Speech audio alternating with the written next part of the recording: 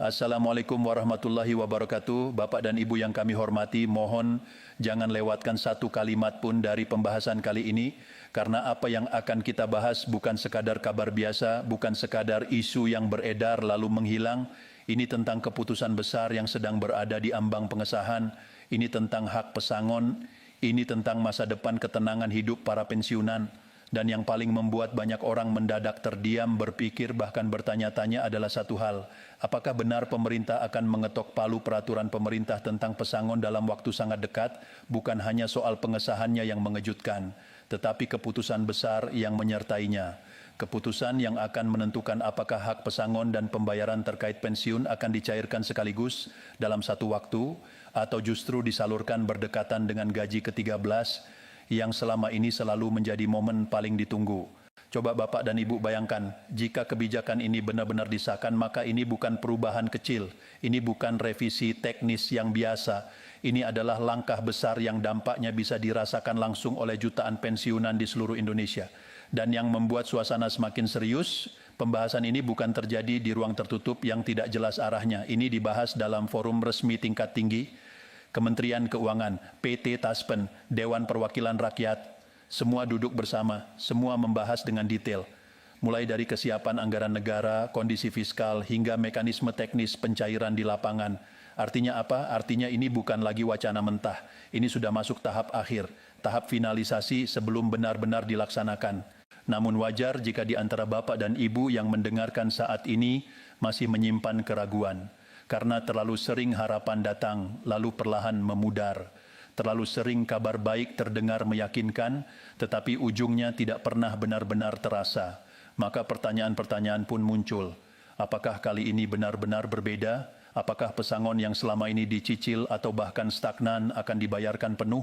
Bagaimana dengan pensiunan lama yang sudah belasan bahkan puluhan tahun berhenti bekerja? Apakah mereka masih diperhitungkan? Dan satu pertanyaan yang paling sering muncul adalah soal waktu. Apakah dana ini akan masuk sebelum hari besar keagamaan ataukah justru setelahnya? Semua pertanyaan itu wajar, sangat wajar, bahkan sangat manusiawi. Karena yang dibicarakan bukan angka kecil, bukan bantuan sementara. Ini adalah hak yang lahir dari puluhan tahun pengabdian. Untuk memahami besarnya arti kebijakan ini, kita perlu menoleh ke belakang sejenak. Sistem pensiun di Indonesia sudah berjalan lama, tetapi di dalam perjalanannya ada banyak keterbatasan. Banyak pensiunan menerima gaji bulanan yang nilainya relatif tidak berubah dalam waktu panjang. Sementara biaya hidup terus meningkat, harga kebutuhan pokok naik, biaya kesehatan bertambah, kebutuhan keluarga tidak pernah berhenti. Pesangon yang seharusnya menjadi penopang utama di masa tua seringkali tidak memberikan rasa aman yang utuh. Ada yang menerimanya bertahap, ada yang merasa nilainya tidak lagi relevan dengan kebutuhan real, bahkan ada yang merasa haknya seperti berhenti di tengah jalan. Di sisi lain, data pensiunan tersebar di berbagai instansi, tidak semuanya sinkron, ada data lama yang belum diperbarui, ada rekening yang sudah tidak aktif, ada pensiunan yang pindah domisili tanpa pernah melapor karena tidak tahu harus kemana.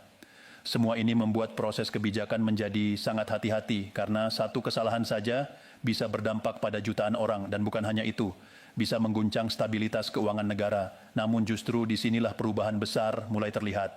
Yang berubah bukan hanya kebijakannya, tetapi cara pandang terhadap para pensiunan. Di bawah kepemimpinan Presiden Prabowo Subianto, isu pensiunan mulai dilihat bukan sekadar kewajiban administratif, bukan sekadar angka dalam laporan anggaran, tetapi sebagai tanggung jawab moral negara. Dalam beberapa pernyataan terbuka, ditegaskan bahwa negara tidak boleh melupakan jasa mereka yang telah mengabdi puluhan tahun. Penghargaan itu harus nyata, harus terasa, harus sampai ke tangan penerima, tidak berhenti di dokumen. Dari sinilah muncul wacana pembayaran pesangon secara sekaligus. Kebijakan yang dulu dianggap terlalu berani bahkan berisiko tinggi, kini justru dipandang sebagai bentuk keadilan, terutama bagi pensiunan lama yang selama ini hanya menerima sedikit sementara kebutuhan hidup semakin besar dan kondisi kesehatan semakin menurun. Dalam skema terbaru yang sedang dibahas, pemerintah tidak lagi hanya mempertimbangkan masa kerja dan golongan. Ada faktor usia, ada kondisi ekonomi, ada lamanya seseorang telah pensiun. Bahkan berdasarkan informasi pembahasan internal, pensiunan yang sudah lebih dari 10 tahun pensiun dan tidak pernah menerima penyesuaian signifikan masuk dalam prioritas utama. Ini bukan sekadar perubahan teknis, ini perubahan pendekatan. Negara mulai melihat manusia di balik data, melihat kehidupan nyata di balik angka. Namun penting untuk dipahami, pencairan sekaligus bukan berarti semua pensiunan di Indonesia menerima dana pada hari dan jam yang sama. Pencairan sekaligus berarti hak pesangon tidak lagi dicicil bertahun-tahun, tetapi diberikan penuh dalam satu kali pencairan sesuai hak masing-masing. Pelaksanaannya tetap dibagi dalam beberapa tahap atau batch. Tujuannya jelas, menjaga stabilitas fiskal negara dan memastikan proses berjalan tertib tanpa kekacauan data. Batch pertama direncanakan untuk pensiunan yang paling rentan secara ekonomi. Mereka yang tidak memiliki penghasilan tambahan, tidak lagi aktif bekerja, sepenuhnya bergantung pada dana pensiun. Batch berikutnya menyusul sesuai kesiapan data. Skema ini dinilai paling adil, karena menyentuh mereka yang benar-benar membutuhkan terlebih dahulu, tanpa mengabaikan hak pensiunan lainnya. Lalu bagaimana dengan golongan? Apakah hanya golongan tertentu yang diuntungkan? Jawabannya tidak. Semua pensiunan dari golongan 1 hingga golongan 4 tetap berhak menerima sesuai ketentuan peraturan pemerintah terbaru. Yang berbeda hanyalah besaran nominal. Dan itu disesuaikan dengan masa kerja, pangkat terakhir, serta komponen tunjangan. Pemerintah juga berupaya memperkecil ketimpangan agar pensiunan golongan bawah benar-benar merasakan dampak nyata. Bukan sekadar tambahan kecil yang tidak mengubah apa-apa. Sekarang kita masuk ke bagian yang paling sensitif, waktu pencairan. Setelah peraturan pemerintah resmi diketok pada 15 Februari, Taspen dan instansi terkait membutuhkan waktu sekitar 7 hingga 14 hari kerja untuk finalisasi data. Data diverifikasi ulang, rekening dicek, status kependudukan disinkronkan. Setelah proses itu selesai, notifikasi akan dikirimkan melalui jalur resmi, bukan pesan berantai, bukan telepon asing. Karena itu penting memastikan nomor telepon dan email yang terdaftar masih aktif. Aplikasi Taspen Mobile menjadi alat utama untuk memantau status pencairan. Lalu bagaimana kaitannya dengan gaji ke-13? Momentum gaji ke-13 dipandang sebagai waktu yang sangat strategis karena secara sistem mekanisme pembayaran sudah berjalan. Secara anggaran alokasi tersedia, maka opsi pencairan berdekatan dengan gaji ke-13 menjadi sangat masuk akal. Namun berdekatan tidak selalu berarti di hari yang sama, bisa saja gaji ke-13 cair lebih dulu, lalu pesangon menyusul, atau sebaliknya, disinilah kesiapan pribadi menjadi sangat menentukan. Ada beberapa risiko yang sering membuat pencairan tertunda.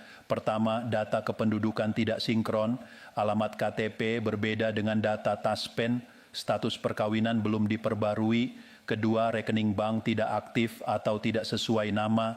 Ketiga, percaya pada informasi tidak resmi. Sekali lagi ditegaskan, tidak ada pungutan, tidak ada jalur khusus, tidak ada perantara.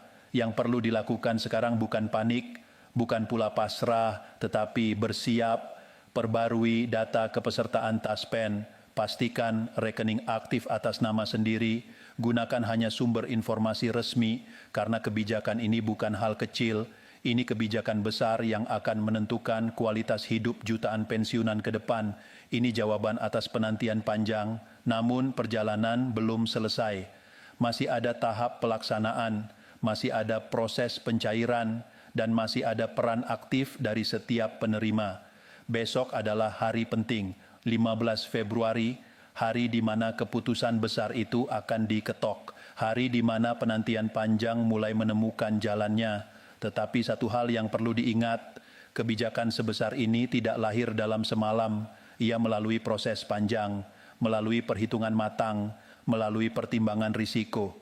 Dan di balik semua itu ada satu tujuan utama, memastikan hak pensiunan benar-benar sampai utuh dan tepat sasaran.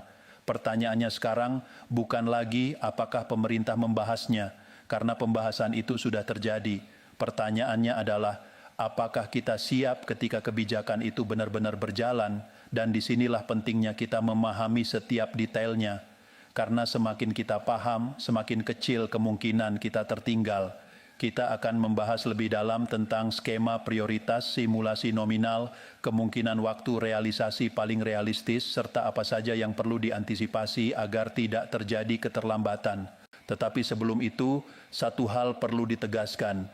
Jangan sampai harapan yang besar berubah menjadi kepanikan hanya karena informasi yang tidak jelas. Ikuti prosesnya, pantau jalur resminya, dan siapkan diri dengan tenang. Karena ketika palu itu diketok, babak baru sistem pesangon pensiunan Indonesia benar-benar dimulai. Bapak dan Ibu yang kami hormati, kita lanjutkan pembahasan ini dengan lebih dalam dan lebih jernih. Karena setelah kabar tentang finalisasi peraturan pemerintah itu mencuat, satu hal yang langsung menjadi pusat perhatian adalah bagaimana skema prioritas akan dijalankan. Siapa yang akan lebih dahulu menerima, bagaimana urutannya, apakah benar pensiunan lama menjadi perhatian utama, dan yang tidak kalah penting, seberapa besar kemungkinan kebijakan ini benar-benar berjalan sesuai jadwal. Mari kita bahas secara runtut dan perlahan agar tidak ada yang terlewat. Dalam pembahasan tingkat tinggi yang berlangsung, salah satu poin paling krusial adalah soal beban fiskal negara. Kita perlu jujur melihat bahwa pembayaran pesangon secara sekaligus bukan angka kecil. Ini menyangkut akumulasi hak dari jutaan pensiunan. Jika dibayarkan dalam satu waktu tanpa perhitungan matang, dampaknya bisa luas terhadap stabilitas anggaran. Karena itulah muncul konsep batch atau tahap, tetapi bukan sekadar tahap acak. Tahap ini disusun dengan pendekatan berbasis prioritas sosial dan ekonomi. Kelompok pertama yang masuk pembahasan serius adalah pensiunan yang sudah lebih dari 10 tahun berhenti bekerja dan tidak pernah menerima penyesuaian signifikan. Mereka ini dalam banyak kasus hanya bergantung pada gaji pensiun bulanan yang relatif stagnan. Di sisi lain, usia mereka sudah masuk kategori rentan, biaya kesehatan meningkat, daya tahan ekonomi keluarga menurun. Pemerintah menilai kelompok ini sebagai prioritas utama. Kemudian kelompok berikutnya adalah pensiunan dengan penghasilan tunggal. Artinya tidak memiliki usaha tambahan, tidak menerima penghasilan lain dari pekerjaan aktif, dan benar-benar menggantungkan hidup pada dana pensiun. Data ini dihimpun melalui integrasi sistem Taspen dengan data perpajakan dan kependudukan. Pendekatan ini menunjukkan adanya perubahan cara pandang. Negara tidak lagi melihat hanya dari sisi golongan dan masa kerja, tetapi juga kondisi real penerima. Namun di sini muncul pertanyaan penting, bagaimana jika ada pensiunan yang sebenarnya rentan tetapi datanya tidak tercatat dengan benar? Inilah mengapa verifikasi data menjadi tahapan yang sangat krusial sebelum pencairan.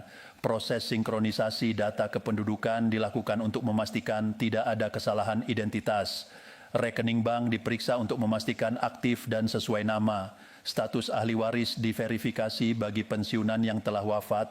Kesalahan kecil dalam data bisa menyebabkan penundaan, dan penundaan bukan berarti hak hilang, tetapi prosesnya bisa lebih lama karena harus melalui klarifikasi tambahan. Karena itu, Bapak dan Ibu, kesiapan administratif menjadi bagian yang sama pentingnya dengan kebijakan itu sendiri. Sekarang kita masuk ke pertanyaan yang paling membuat banyak orang penasaran. Berapa kisaran nominal yang mungkin diterima? Walaupun angka final baru bisa diketahui setelah PP resmi diterbitkan, skema perhitungan tetap mengacu pada masa kerja, pangkat terakhir, serta komponen tunjangan yang menjadi dasar pensiun. Namun yang menjadi perhatian dalam pembahasan terbaru adalah upaya memperkecil kesenjangan antara golongan bawah dan golongan atas. Artinya pemerintah mempertimbangkan adanya formula yang lebih proporsional agar golongan 1 dan 2 tidak menerima nominal yang terlalu jauh tertinggal dibanding golongan 3 dan 4. Pendekatan ini disebut sebagai koreksi keadilan sosial. Meskipun demikian, tetap ada batas kemampuan fiskal. Negara harus memastikan bahwa pembayaran besar ini tidak mengganggu program prioritas lain seperti subsidi, kesehatan, pendidikan, dan pembangunan. Disinilah keseimbangan diuji. Lalu bagaimana dengan kemungkinan waktu paling realistis? Jika peraturan pemerintah benar-benar diketok pada 15 Februari, maka dalam skenario paling cepat, proses verifikasi dan finalisasi memerlukan 7 hingga 14 hari kerja. Itu berarti akhir Februari atau awal Maret menjadi periode yang paling sering disebut sebagai jendela awal pencairan batch pertama. Namun perlu diingat, ini adalah estimasi kerja normal tanpa kendala besar. Jika ditemukan anomali data dalam jumlah signifikan, waktu bisa bergeser. Bukan karena kebijakan dibatalkan, tetapi karena sistem harus memastikan akurasi sebelum dana dalam jumlah besar dikirimkan. Banyak yang bertanya, apakah mungkin pencairan dipercepat sebelum hari besar keagamaan? Secara politis dan sosial, momentum hari besar memang menjadi pertimbangan. Karena kebutuhan keluarga meningkat pada periode tersebut. namun keputusan tetap bergantung pada kesiapan sistem. Pemerintah tidak ingin tergesa-gesa, lalu menimbulkan masalah baru seperti salah transfer, rekening tidak aktif, atau penerima ganda. Kehati-hatian ini justru menjadi sinyal keseriusan.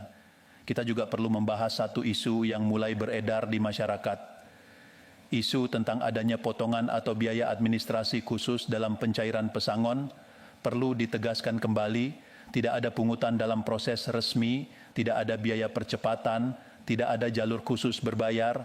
Jika ada pihak yang mengatasnamakan instansi dan meminta sejumlah uang, itu adalah penipuan.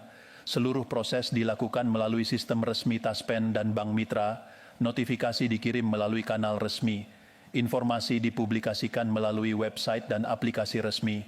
Karena nilai yang dibicarakan cukup besar, potensi penyalahgunaan informasi juga meningkat, maka kewaspadaan menjadi sangat penting. Sekarang mari kita lihat dari sisi dampak jangka panjang. Jika pesangon benar-benar dibayarkan penuh dalam satu kali pencairan sesuai hak, maka banyak pensiunan akan memiliki ruang finansial yang lebih luas. Sebagian mungkin akan melunasi utang, sebagian mungkin memperbaiki rumah, sebagian mungkin menyiapkan dana kesehatan, bahkan ada yang mungkin membantu anak atau cucu dalam pendidikan. Namun disinilah tantangan berikutnya muncul, dana besar yang masuk sekaligus membutuhkan pengelolaan bijak, karena jika tidak direncanakan dengan baik, manfaat jangka panjang bisa berkurang. Pemerintah sendiri dalam pembahasan internal disebut mempertimbangkan program literasi keuangan pendamping, bukan kewajiban tetapi edukasi, agar dana pesangon benar-benar menjadi penopang, bukan sekadar habis dalam waktu singkat. Kita juga tidak bisa menutup mata terhadap fakta bahwa kebijakan ini berpotensi menggerakkan ekonomi daerah. Jika jutaan pensiunan menerima dana dalam periode berdekatan, daya beli meningkat, perputaran uang di pasar lokal bertambah, UMKM merasakan dampaknya, artinya efeknya tidak hanya pada individu, tetapi juga pada ekonomi nasional. Namun semua ini tetap bergantung pada satu titik krusial, pengesahan resmi. Selama palu belum diketok, semua tetap dalam tahap finalisasi. Itulah mengapa tanggal 15 Februari disebut sebagai hari penentu. Bukan karena dana langsung cair di hari itu, tetapi karena dasar hukumnya menjadi sah. Tanpa dasar hukum, instansi tidak bisa bergerak. Dengan dasar hukum, seluruh mekanisme bisa dijalankan. Maka Bapak dan Ibu penting untuk menjaga ekspektasi tetap realistis, optimis tetapi tidak terburu-buru, siap tetapi tidak panik. Karena kebijakan sebesar ini bukan hanya soal niat baik, ia soal sistem, soal data, soal kesiapan teknis. Dan satu hal lagi yang perlu kita pahami, jika batch pertama dimulai, bukan berarti yang belum menerima harus khawatir. Batch berikutnya sudah dirancang, hanya urutannya yang berbeda. Semua yang memenuhi syarat tetap memiliki hak. Dalam waktu dekat, setelah pengesahan, biasanya akan ada petunjuk teknis yang lebih rinci. Disitulah akan terlihat detail kategori penerima, tahapan dan estimasi jadwal per kelompok. Maka jangan terjebak pada informasi setengah jalan, pantau sumber resmi, periksa aplikasi Taspen Mobile. Pastikan data benar, itu langkah konkret yang bisa dilakukan sekarang. Karena ketika kebijakan mulai berjalan, mereka yang datanya siap akan lebih cepat diproses. Dan di tengah semua pembahasan ini, satu hal yang paling penting adalah ketenangan. Ketenangan dalam menunggu proses, ketenangan dalam mempersiapkan administrasi, ketenangan dalam menyaring informasi. Negara sedang berusaha menghadirkan kebijakan yang lebih adil. Prosesnya mungkin tidak secepat yang diharapkan sebagian orang, tetapi arah kebijakannya menunjukkan perubahan yang signifikan. Kita akan masuk lebih dalam lagi pada bagian berikutnya. Kita akan membahas kemungkinan skenario jika terjadi penyesuaian jadwal, bagaimana posisi ahli waris dalam skema ini, serta apa saja detail teknis yang sering luput diperhatikan, namun sangat menentukan keberhasilan pencairan, karena seringkali bukan kebijakannya yang bermasalah, tetapi detail kecil yang terabaikan, dan detail itulah yang akan kita kupas pada bagian selanjutnya. Bapak dan Ibu yang kami hormati, kita masuk ke bagian terakhir yang tidak kalah penting. Karena setelah kita membahas skema prioritas, kemungkinan waktu pencairan, serta kesiapan administratif, sekarang saatnya kita melihat gambaran yang lebih luas dan lebih mendalam. Apa yang terjadi jika jadwal bergeser? Bagaimana posisi ahli waris? Apa saja detail teknis yang sering dianggap sepele, tetapi justru menentukan berhasil atau tidaknya pencairan? Dan yang paling penting, bagaimana memastikan hak itu benar-benar sampai tanpa hambatan? Mari kita mulai dari satu kenyataan yang harus dipahami bersama. Kebijakan sebesar ini tidak pernah berdiri di ruang hampa. Ia bergerak dalam sistem yang kompleks, ada anggaran negara yang harus dijaga, ada stabilitas fiskal yang harus dipertahankan, ada jutaan data yang harus diverifikasi, maka sangat mungkin terjadi penyesuaian waktu dalam pelaksanaan, bukan karena niat berubah, bukan karena janji dibatalkan, tetapi karena proses membutuhkan ketelitian. Jika setelah tanggal pengesahan ternyata pencairan tidak langsung terjadi, jangan langsung menyimpulkan hal negatif. Ada tahapan teknis yang memang tidak bisa dilewati. Sistem perbankan harus siap menampung lonjakan transaksi, server harus stabil, data harus benar-benar bersih dari duplikasi atau kesalahan identitas. Bayangkan jika terjadi salah transfer dalam skala besar, proses koreksinya justru bisa memakan waktu lebih lama dan merugikan banyak pihak. Karena itu kehati-hatian menjadi prioritas utama. Sekarang kita bahas posisi ahli waris. Ini sering menjadi pertanyaan yang sangat sensitif. Bagaimana jika pensiunan sudah wafat? Apakah hak pesangon tetap ada? Dalam prinsip hukum keuangan negara, hak yang telah melekat sebelum wafat tetap dapat dialihkan kepada ahli waris yang sah sesuai ketentuan. Namun prosesnya memerlukan verifikasi tambahan. Ahli waris harus tercatat secara resmi dalam data Taspen. Dokumen kependudukan harus lengkap, status hubungan harus jelas. Jika ada perubahan status yang belum diperbarui, misalnya pernikahan kedua atau perpindahan domisili, maka prosesnya bisa lebih lama karena perlu pembuktian administrasi. Disinilah sering terjadi hambatan, bukan karena hak tidak diakui, tetapi karena dokumen belum lengkap atau data tidak sinkron. Bagi keluarga pensiunan yang telah wafat, langkah paling penting adalah memastikan seluruh dokumen kepesertaan sudah sesuai. Jangan menunggu sampai pengumuman pencairan baru mulai mengurus. Karena proses klarifikasi bisa memakan waktu, kemudian kita masuk ke detail teknis yang sering dianggap kecil, tetapi sangat menentukan. Pertama adalah kesesuaian nama pada rekening bank. Nama harus identik dengan data kependudukan dan data Taspen. Perbedaan satu huruf saja bisa memicu penundaan otomatis oleh sistem perbankan. Kedua adalah status rekening aktif. Banyak kasus di mana rekening lama jarang digunakan dan akhirnya dorman. Ketika dana dalam jumlah besar dikirim, sistem bank bisa menahan sementara sampai verifikasi ulang dilakukan. Ketiga adalah validitas nomor telepon dan email.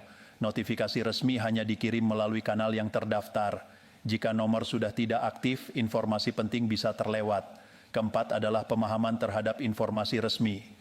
Jangan mudah percaya pada pesan berantai yang menyebutkan tanggal pasti tanpa rujukan resmi.